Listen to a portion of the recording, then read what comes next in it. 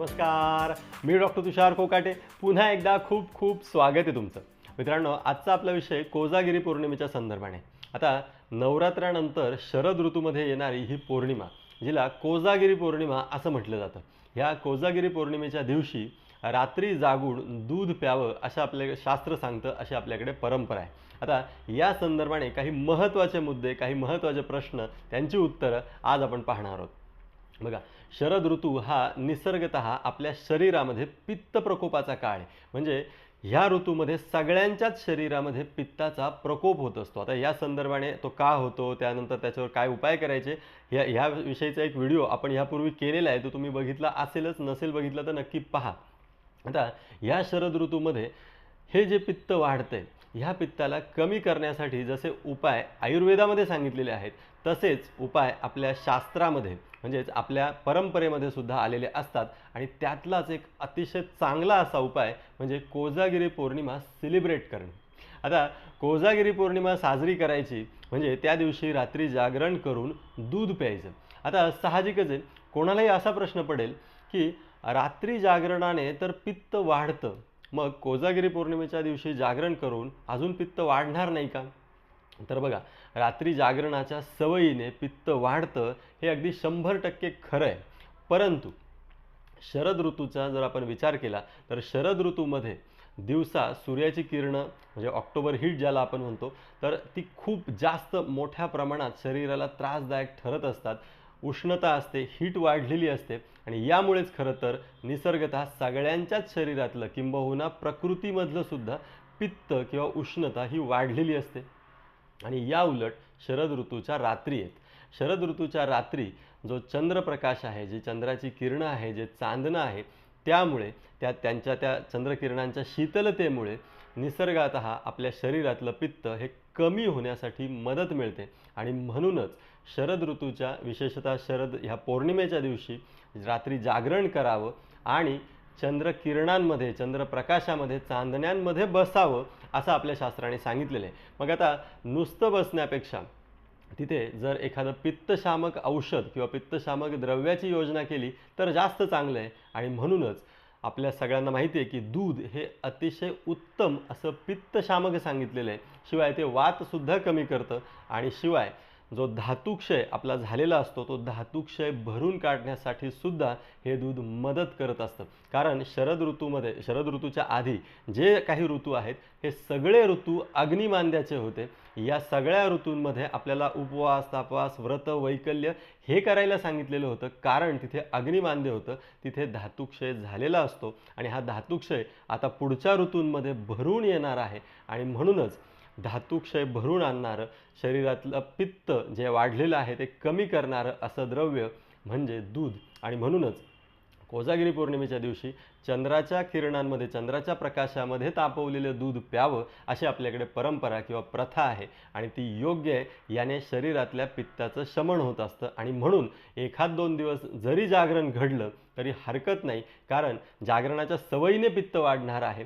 परंतु इथे जर आपल्याला ह्या चंद्रकिरणांचा लाभ घ्यायचा असेल तर तिथे तो दिवसा मिळणार नाही आहे. ही चंद्रकिरणं, हा चंद्राचा प्रकाश, हे चांदणं आपल्याला रात्रीच मिळणार आहे. आणि जर ते पित्तशामक असेल तर निश्चितपणे आपल्याला त्याचा लाभ घेता आला पाहिजे. आणि म्हणूनच शरद ऋतूच्या ह्या पौर्णिमेच्या दिवशी आपल्याला रात्री जागरण करून दूध घ्यायला सांगितलेले आहे. आणि शिवाय ज्याची पित्त प्रकृतीच असेल, ज्याचं पित्त ऑलरेडी खूप वाढलं असेल, तर ह्या रात्रीच्या थोड्याशा जागरणाने कदाचित त्याचा पित्ताचा उत्क्लेश होऊ शकतो. आणि उत्क्लेश झाल्यानंतर आणि दूध पिल्यानंतर कदाचित छोटासा जुलाबही होऊ शकतो. आता जर असा छोटासा जुलाब जर दुसऱ्या दिवशी झाला तर अजून चांगलं, कारण हे सगळं जे शरीरात साचलेलं पित्त होतं ते दुसऱ्या दिवशी बाहेर पडलं तर निश्चितपणे पुढे पित्ताचा प्रकोप होणार नाही आहे, किंवा जो पित्ताचा प्रकोप झालेला आहे तो शांत होणार आहे. आणि आता पुढचा मुद्दा की हे कोजागिरी पौर्णिमेचं दूध तयार कसं करायचं. आता बऱ्याचदा असं विचारलं जातं की इथे गाईचं दूध घ्यायचं की म्हशीचं दूध घ्यायचं. तर बघा, आयुर्वेदाचं उत्तर याच्यावरती क्लिअर आहे की जिथे जिथे दूध म्हटलेलं आहे तिथे खरं तर गाईचंच दूध घ्यायला सांगितलेलं आहे. पण जर गाईचं दूध अवेलेबल नसेल किंवा गाईचं दूध घेणं शक्य नसेल तर तुम्ही म्हशीचं दूधसुद्धा घेऊ शकता. फक्त इथे एक गोष्ट लक्षात ठेवा की गाईचं दूध हे पचायला तुलनेनं हलकं आहे, म्हशीचं दूध हे पचायला जड असतं. आता हे दूध तयार कसं करायचं, तर प्रत्येकाची ही तयार करण्याची पद्धत वेगवेगळी आहे. आता इथे फक्त एक महत्त्वाचे काही मुद्दे मी सांगणार आहे, ते लक्षात ठेवा की हे दूध तयार करत असताना हे दूध आपण आता अगदी रिच तयार करू, काहीतरी त्याच्यामध्ये चांगलं काहीतरी टाकू आणि ते अजून चांगलं बनवू, ह्या कुठेतरी विचारामध्ये याच्यामध्ये नको तेवढ्या प्रमाणात ड्रायफ्रूट टाकले जातात. म्हणजे काजू असतील, बदाम असतील, पिस्ते असतील, अक्रोड, मनुके, हे सगळं त्याच्यामध्ये टाकलं जातं. खरं तर दुधामध्ये हे काही टाकण्याची गरज नाही आहे, कारण ह्या दिवशी पित्त शमन व्हावं, पित्त शरीरातलं निघून जावं, शरीराला थंडावा मिळावा, एवढा त्याचा उद्देश आहे. त्याच्यामधून आपल्याला ते दूध फार पौष्टिक आहे, मग त्याच्यामध्ये काजू टाकले पाहिजेत, बदाम टाकले पाहिजे, ह्याची गरज नाही आहे. इथे पित्त शमन. आणि होतं काय की जेव्हा आपण हे मोठ्या प्रमाणात हे ड्रायफ्रूट टाकतो तेव्हा ते दूध पचायला अजून जड होतं. पचायला जर दूध जड झालं तर त्याने अजीर्ण होऊ शकतं, आणि जर त्याचं अजीर्ण झालं तर ते पित्त कमी करणार नाही, पित्ताचं शमन होणार नाही, आणि त्याचा जो मूळ उद्देश आहे तो साध्य होणार नाही. त्याच्यामुळे त्याच्यामध्ये असे वेगवेगळे पदार्थ टाकणं टाळा. मग आता याच्यामध्ये ड्रायफ्रूट टाकायचे नाहीत, तर मग मसाला दूध तयार करायचे, मसाले तरी टाकायचेत का? तर निश्चितपणे टाकायचे. बघा, मसाला टाकण्याचा उद्देश काय, तर दूधसुद्धा पचायला जड आहे, त्याचं अजीर्ण होऊ नये, ते व्यवस्थित पचावं म्हणून मसाले त्याच्यामध्ये टाकायचेत. मग कुठले टाकायचे? बाजारात विकत जे मिळतात ते टाकायचेत का? तर याच्यावरती माझं मत असं आहे की आपल्या घरामध्ये जर आपण लवंग असेल, दालचिनी असेल, सुंठ असेल, मिरे असेल, वेलची असेल, हे जर पदार्थ एकत्र केले, त्यांची जर पावडर तयार केली आणि त्याबरोबर हे दूध उकळलं, असं मसाला दूध जर तयार केलं तर ते जास्त योग्य राहील. मसाल्यांचा उद्देश त्या दुधाचं आपल्या शरीरामध्ये व्यवस्थित पचन व्हावं हा आहे, हे लक्षात ठेवा. आता याच्यामध्ये मग साखर टाकायची आहे का? तर निश्चितपणे टाकू शकता. दूध आणि साखर हे जे कॉम्बिनेशन आहे उत्कृष्ट पित्तशामक कॉम्बिनेशन आहे, त्यामुळे याच्यामध्ये साखर जरूर टाकू शकता. फक्त एक गोष्ट लक्षात ठेवा की दूध तापवत असताना लगेच साखर टाकून ते दूध तापवायला सुरुवात करू नका. याने त्या साखरेचा त्या दुधामध्ये पाक होण्याची शक्यता असते. साखर आपल्याला विरघळायची आहे, त्याच्यामुळे इथे फक्त साखर जेव्हा दूध व्यवस्थित तापलं जाईल त्याच्यानंतर साखर टाकून ती व्यवस्थित हलवून घेऊन ती साखर त्याच्यामध्ये विरघळली पाहिजे, एवढंच करायचं आहे. शिवाय इथं साखर टाकताना ही आपली जी नेहमीची आपण जी साखर वापरतो त्याच्याऐवजी जी खडी साखर, मोठमोठे जे खडे मिळतात बाजारामध्ये, ती खडी साखर करून ती टाकली तर जास्त उत्तम आहे. आता इथे लगेच प्रश्न विचारला जाईल की डायबिटीसच्या लोकांनी काय करायचं आहे? तर डायबिटीसच्या लोकांनी साखर टाकायची नाही, हे अगदी सरळ आहे. किंवा तुमच्या दिवसभरात तुम्ही जी काही साखर खाताय ती जर तुम्ही कॉम्प्रोमाइज केली किंवा त्या दिवशी ती कमी केली तर हे असं साखरेचं दूधसुद्धा तुम्ही घेऊ शकता. परंतु आयुर्वेदानुसार दूध आणि साखर हे कॉम्बिनेशन हे उत्कृष्ट पित्तशामक कॉम्बिनेशन आहे, हे नक्की. आता पुढचा महत्त्वाचा मुद्दा येतो की हे दूध तयार करताना ते किती आटवायचं? तर मुळात हे दूध तयार करताना ते फार आटवणं, त्याची अगदी बासुंदीसारखं ते घट्ट करणं हे अपेक्षित नाहीच आहे. कारण जितकं तुम्ही दूध जास्त आटवाल तितकं ते पचायला जड होणार आहे. इथे फक्त ते जो मसाला आहे आपण त्या दुधामध्ये टाकतोय, त्या मसाल्याचा अर्क त्याच्यात उतरणं किंवा त्या मसाल्याचे जे काही गुणधर्म आहेत ते दुधामध्ये उतरणं हे अपेक्षित आहे, आणि दूध चांगलं तापणं अपेक्षित आहे, एवढंच अपेक्षित आहे. खूप दूध आटवणं, बासुंदीसारखं घट्ट करणं आणि त्या दिवशी चांगलं घट्ट दूध प्यायचं आहे हे अपेक्षित नाही आहे. कारण जर घट्ट दूध जर तुम्ही जास्त आटवलं तर ते पचायला जड होईल, पचायला जड झालं तर अजीर्ण होईल, अजीर्ण झालं तर पित्त शमन होणार नाही, उलट पित्त वाढू शकतं अजीर्णाने. त्यामुळे तसं करायचं नाही आहे. आता इथे हे कशामध्ये करायचं आहे?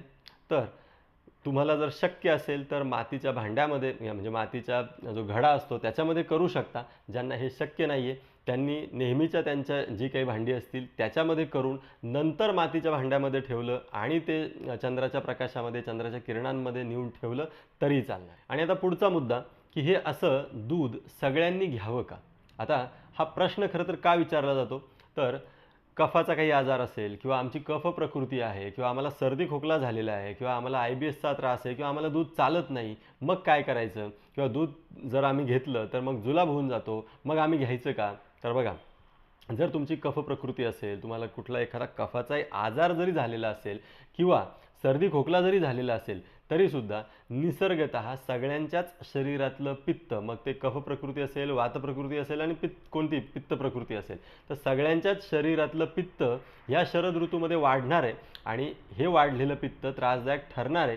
हे वाढलेलं पित्त जसं पित्त प्रकृतीला, वात प्रकृतीला त्रासदायक ठरेल तसंच कफ प्रकृतीला सुद्धा त्रासदायक ठरणार आहे. तुम्हाला सर्दी खोकला झाला असेल तरीसुद्धा तुम्हाला ते पित्त त्रासदायक ठरणारच आहे. तुम्हाला IBS असेल किंवा अजून कुठला काही कफाचा आजार असेल तर तिथे सुद्धा हे पित्त तुम्हाला त्रासदायक त्रासदायक ठरणारच आहे. त्यामुळे हे पित्त कमी करणं गरजेचं आहे का? तर आहेच आहे. त्यामुळे हे दूध सगळे घेऊ शकतात का? तर सगळे घेऊ शकतात. मग आता कफ झालेला असेल तर मग दुधाने कफ वाढणार नाही का?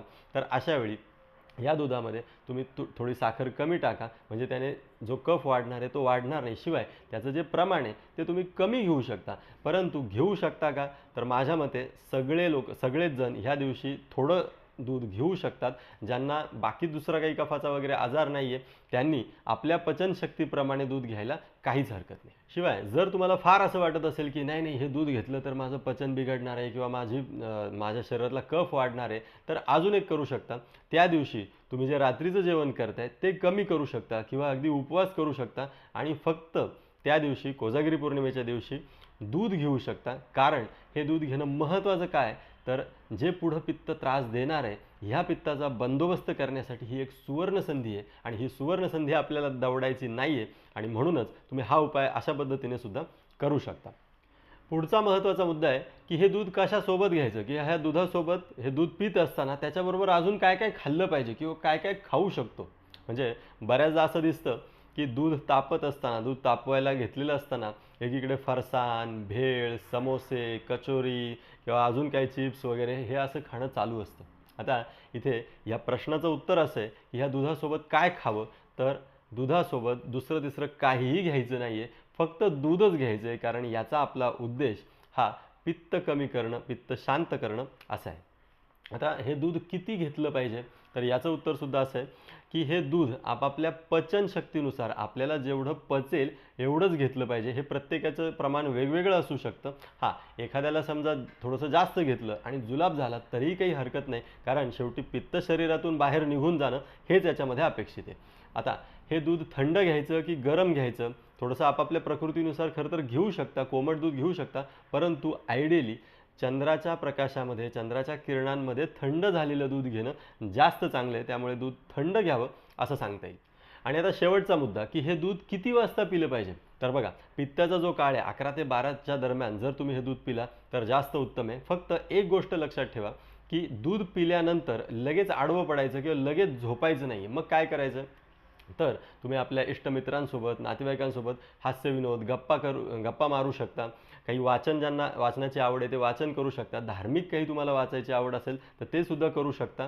कारण या दिवशी शास्त्र असं सांगतं की लक्ष्मी घरात येत असते. आता लक्ष्मी म्हणजे तरी काय, तर लक्ष्मी म्हणजे आनंद, लक्ष्मी म्हणजे समृद्धी. त्यामुळे या वेळेत आनंदी राहणं, गप्पा गोष्टी करणं, चांगली गाणी ऐकणं, चांगलं वाचन करणं, आध्यात्मिक काही वाचणं हे आपण करू शकतो. फक्त आरोग्याच्या दृष्टीने मी इथं असं सांगेल की दूध पिल्यानंतर लगेच आडवं होऊ नका, लगेच झोपू नका, तर काही काळ मध्ये जाऊ द्या आणि मग झोपा. तर मित्रांनो, तुम्हा सगळ्यांना कोजागिरी पौर्णिमेच्या खूप खूप शुभेच्छा. हा व्हिडिओ तुम्हाला कसा वाटला हे मला नक्की कळवा. हा व्हिडिओ तुम्हाला जर आवडला असेल तर आपल्या मित्रमैत्रिणींना सुद्धा कोजागिरी पौर्णिमेच्या आधी पाठवा. हा व्हिडिओ आवडला असेल तर लाईक जरूर करा, शेअर जरूर करा. याबद्दल तुमच्या अजूनही काही शंका असतील, प्रश्न असतील तर त्या कमेंट बॉक्समध्ये विचारायला विसरू नका. आणि हो, चॅनल तुम्ही अजूनही सबस्क्राईब केलेलं नसेल तर चटकन पटकन करून टाका. कारण आरोग्यविषयक, आयुर्वेदविषयक वेगवेगळी नवनवीन आणि तरीही शास्त्रीय अशी माहिती घेऊन आपण पुन्हा भेटत राहणार आहोत. खूप खूप धन्यवाद.